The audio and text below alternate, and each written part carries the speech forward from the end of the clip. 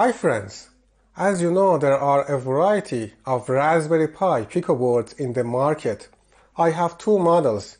This one is the original Raspberry Pi Pico introduced by the Raspberry Foundation, and this one is RP2040.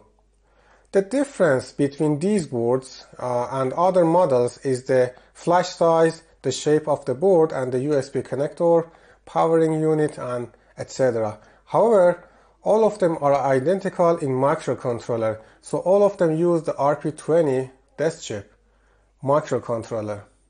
For this board is on the back side. Do you see the microcontroller? So the programming is identical for all boards.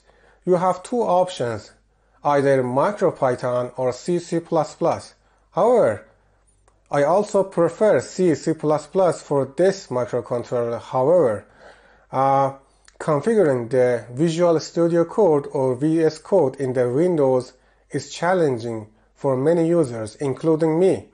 So I prepared this tutorial for you to follow, and you can easily configure the Visual Studio Code and program and write your code for this microcontroller and for any of these boards. So just follow this step-by-step tutorial and you are done. Alright, for the first step, you should download 3 files. I have provided all of the download links in the article, so just don't forget to visit the article link in the YouTube video description. By the way, this is the first one and maybe the most important one, I mean this Pico setup Windows. So you should go to this GitHub and find the release section and download the latest release. At the moment, the latest one is 1.5.1. Then go to the ARM developer website and the ARM GNU toolchain downloads page. Then find the downloads for the Windows. The latest version at the moment is 13.2. So you should download the zip file for the Windows, not the executable, the zip file, okay? And lastly, go to the CMake website and the download section. In the download section, find the Windows zip file, so Windows x64 zip file. So you should download this one. I put all of them in a folder. Just wait a bit. So there we go. The files are here. The first thing you should do to install this one, this executable. After you finish the installation, just come to the installation folder. By default, the folder should be this one, C program files, Raspberry Pi Pico SDK, and the version. Then we should replace the files in the CMake folder and the GCC ARM folder with the latest version that we have downloaded. So first I try the CMake, so I should extract the CMake file. This is the latest version that we have downloaded. And then copy all of these files to this destination. So I prefer to remove these files before I paste it here, before I paste the files here. So I remove the old one and paste the new ones here.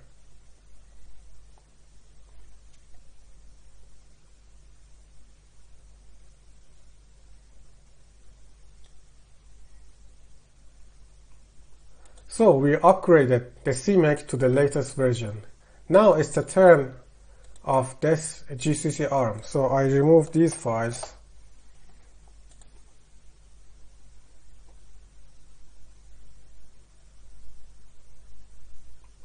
Then I should extract this one, ARM GNU.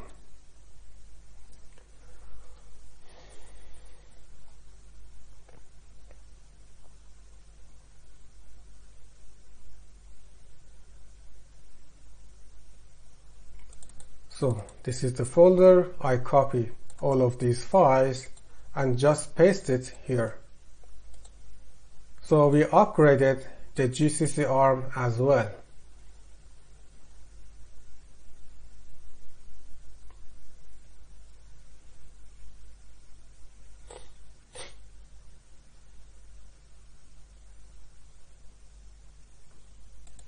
Now come to the search bar near the start menu and type CMD. You will see this one, this command prompt, Pico developer command prompt. And then write code here. What this action does, it launches the VSCode or Visual Studio Code from this command prompt, not from any other place. You should execute the Visual Studio Code just from here. So there we go, Bob's your uncle. After you launch the Visual Studio Code from the Pico command prompt, the only thing you should do is to go to the file menu and open the project folder. I have provided the project in the article, so just download the project files from the article. Then come here and press open folder and find the project folder. In my case, it's this one. And select folder, so it opens the project files. If it shows this message, it's okay, so you can select scan for kids. However, if it doesn't show this message for you, you can later on also find this one. So it shows for me, I press scan for kids. And come here, this section, and to the configure and select this one. Right now you should select the kid. So if this message did not pop up for you from the beginning, you can also find it here and press scan for kids. It searches the computer for the compiler. For some reason it also shows the old ARM compiler here. I didn't search and I didn't investigate why it shows this, the old one here. It doesn't matter. So just select the latest one. The latest one at the moment is GCC 13.2. And there we go. Do you see the messages? And from this section, this part, the default is debug. I prefer release. You have these 4 options. So I put it on release.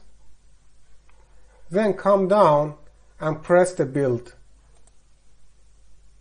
And there we go. That's it. The project compiled successfully. So I hope you liked this video. Don't forget to share and subscribe. We will do something else in the next video. Catch you next time.